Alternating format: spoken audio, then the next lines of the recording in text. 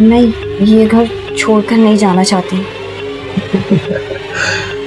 तो किसने तुम्हें ये घर छोड़कर जाने को कहा? वो आप समझे नहीं। मैं आपसे शादी करना चाहती हूँ।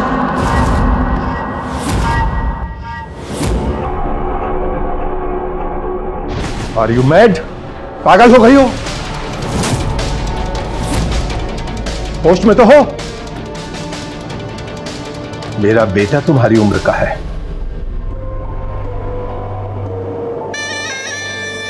देखिए, मुझे आपसे शादी करनी है, आपके बेटे से नहीं। और अगर आप नहीं मानोगे तो मैं अपनी जान दे दूंगी।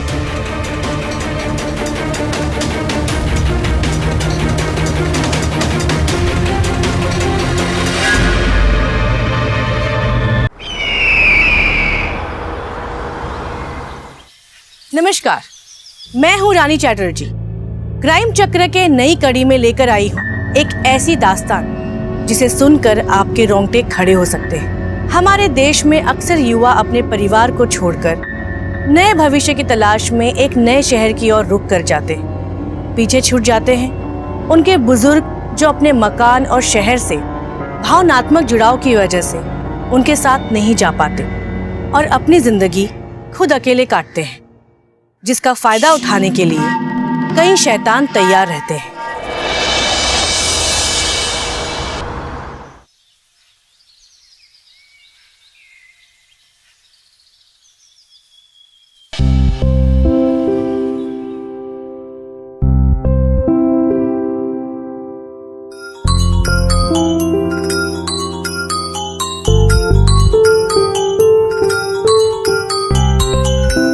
मेरा बच्चा अमर, इसे बहुत चिंता रहती है मेरी। हाँ अमर बेटा। नमस्ते पापा।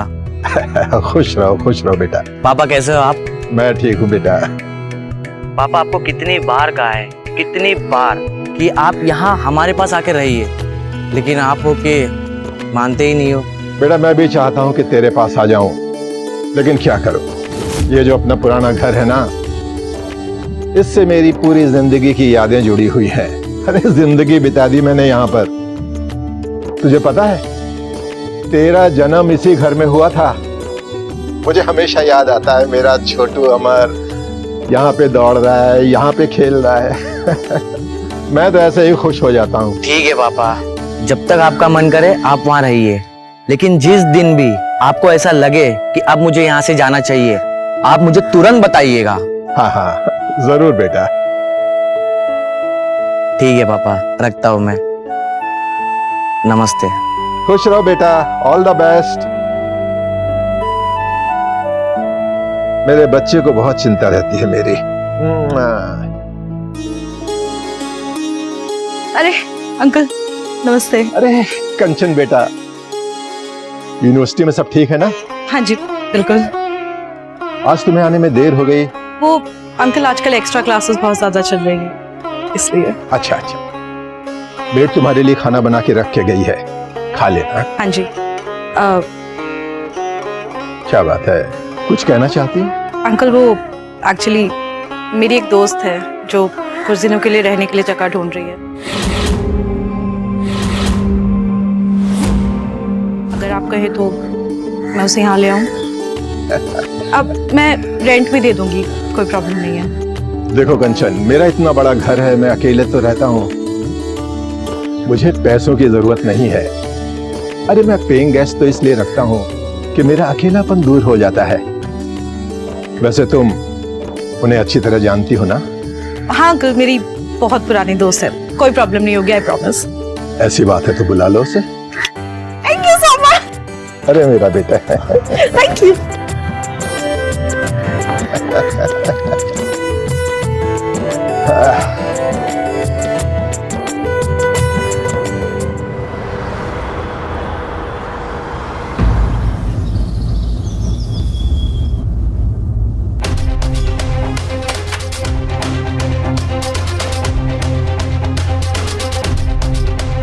हेलो। हेलो, माफ कीजिए, मैंने आपको पहचाना नहीं।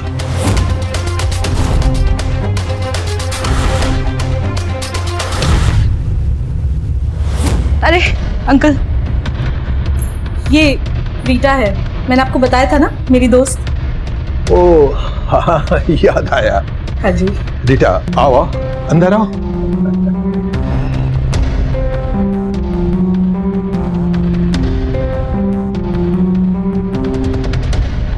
कंचन जी। रीटा को हमारा घर दिखा दो। अब उसे यहीं रहना है तो इसे भी तो पसंद आना चाहिए।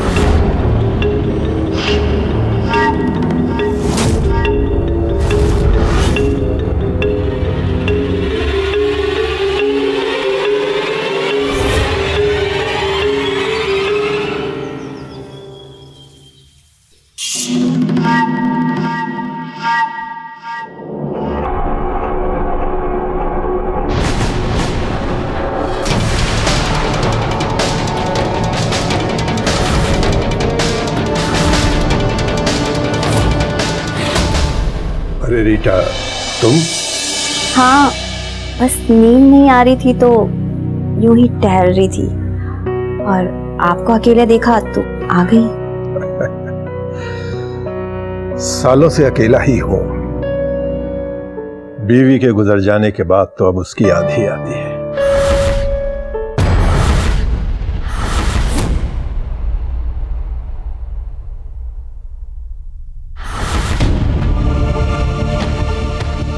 लाइए, मैं बना देती हूँ।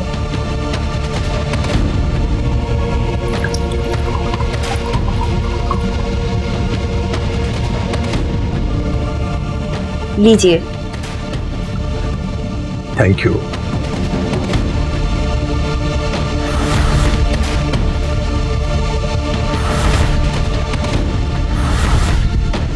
क्या हुआ रीटा, ऐसे क्या देख रही हो? कुछ नहीं, बस आपकी मासूमियत देख रही हूँ।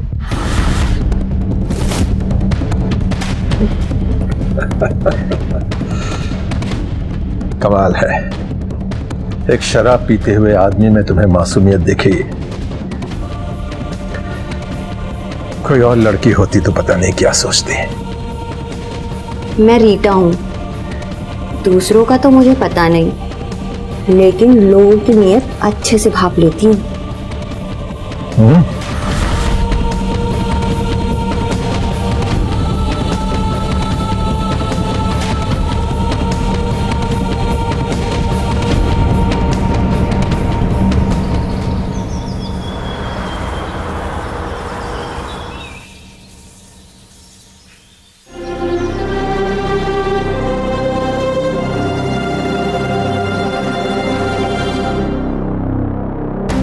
Hello Rita.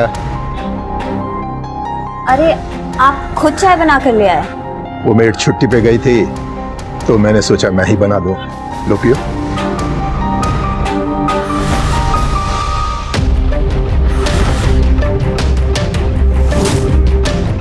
अरे वाह, चाय तो आप अच्छी बना लेते हैं। Thank you.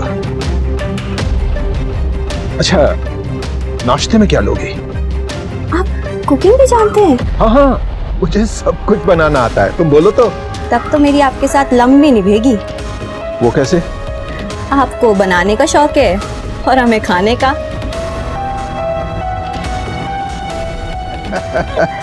वाह, जो भी कहोगी मैं बनाऊंगा। हाँ, ये बहुत सही कहा। हम बनाएंगे।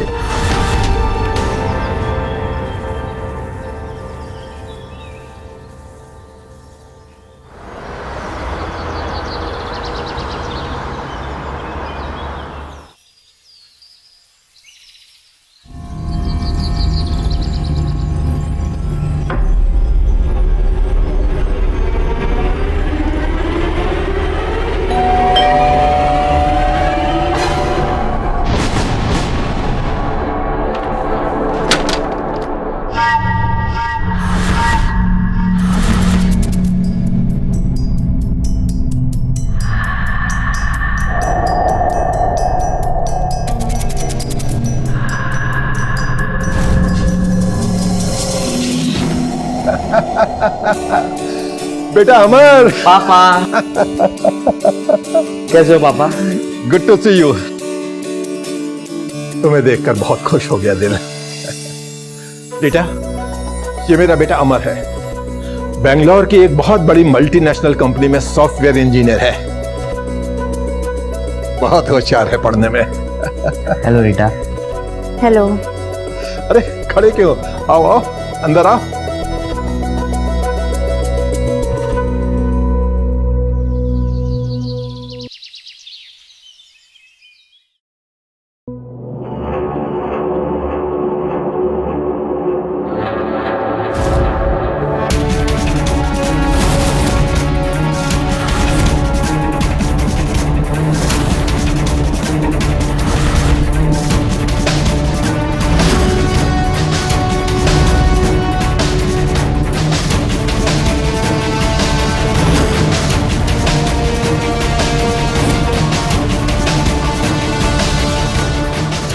ये क्या बदतमीजी है?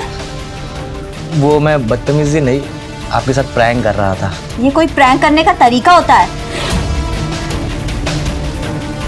अगर आगे से मेरे साथ ऐसा मजाक किया ना तो देख लेना।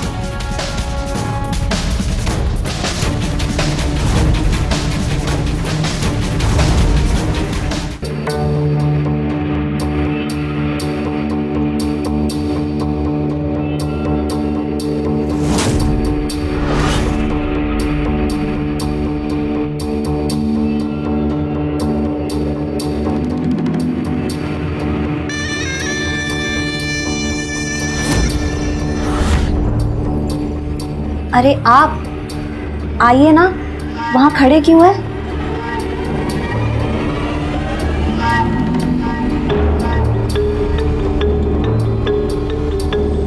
बैठिए।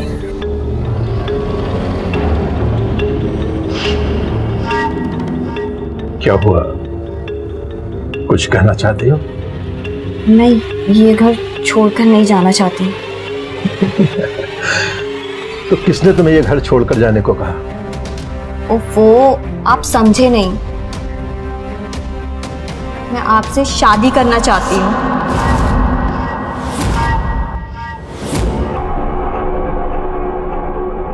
Are you mad? पागल हो गई हो? होश में तो हो? मेरा बेटा तुम्हारी उम्र का है। देखिए, मुझे आपसे शादी करनी है, आपके बेटे से नहीं।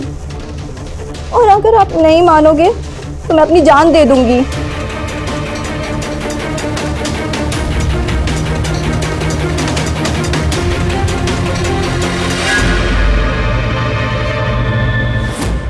रीता अपने जिद की पक्की लड़की थी।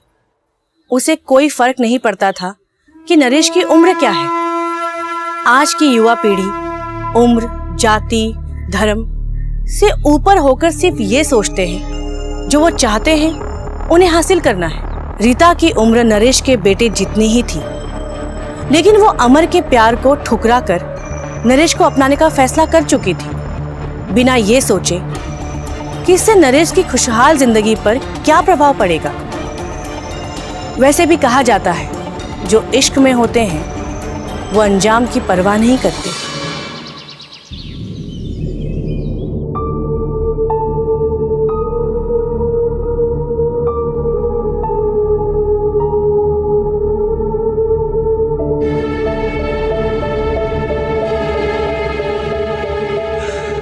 रीटा, चाय पियो। अरे आपने चाय के लिए क्यों तकलीफ उठाई? माना कि हम पति पत्नी हैं, लेकिन मेरा भी तो कुछ फर्ज बनता है ना। तुम्हारी पसंद की चाय बनाई है, लो।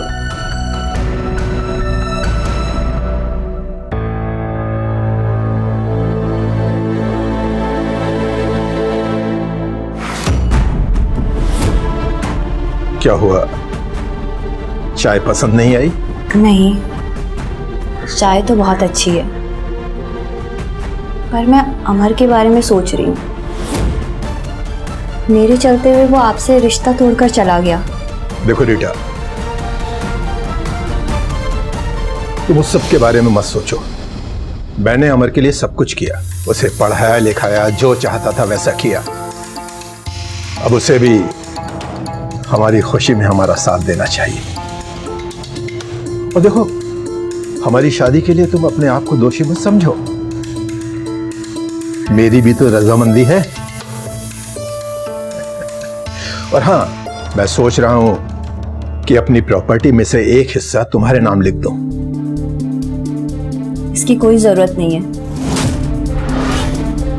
मुझे आप मिल गए ना, और मुझे कुछ नहीं चाहिए। अरे जरूरत क्यों नहीं है? मैं कह रहा हूं ना, पता नहीं मेरे मरने के बाद। ऐसी अशुभ बातें मत बोलिए। आप बैठिए, मैं आपके लिए नाश्ता लेकर आती हूँ। ठीक है।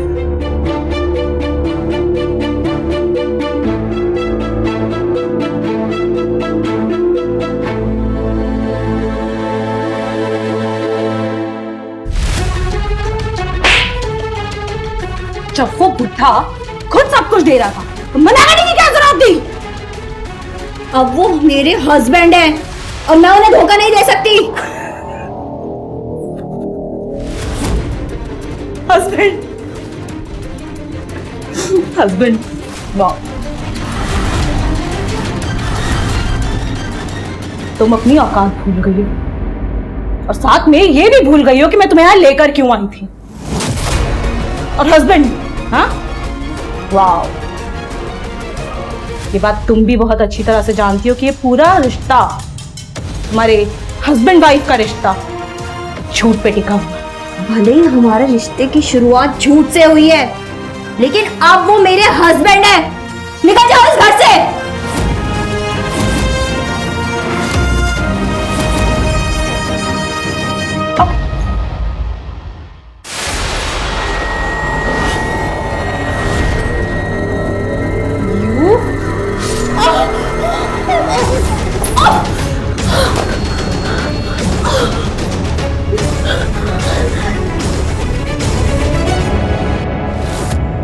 नरेश जैसे बुजुर्ग भावनाओं में आकर जिस चीज की सहमति देते हैं वही बहुत बड़े विनाश का कारण बनती है। एक भरा पूरा परिवार होते हुए भी नरेश को रीता से शादी करने का फैसला खुद रीता और कंचन पर भारी पड़ा। हमारे समाज में ऐसे बुजुर्ग हर जगह भरे हैं जो अकेले रहते हैं और अचल संपत्ति के मालिक हैं, जिसके लालच में कई लोग आ जाते हैं। रीता और कंचन उसी लालच का शिकार बनी। आप अपने घर में किसी अनजाने को यूं पनाह न दें और ना ही उनसे इस तरह का कोई रिश्ता जोड़ें। ये ना सिर्फ आपके लिए खतरनाक हो सकता है बल्कि आपके परिवार के लिए भी घातक है। मैं रानी आप लोगों से विदा लेती हूँ। जल्द मुलाकात होगी आपसे एक नई कहानी के साथ क्राइम चक्र में।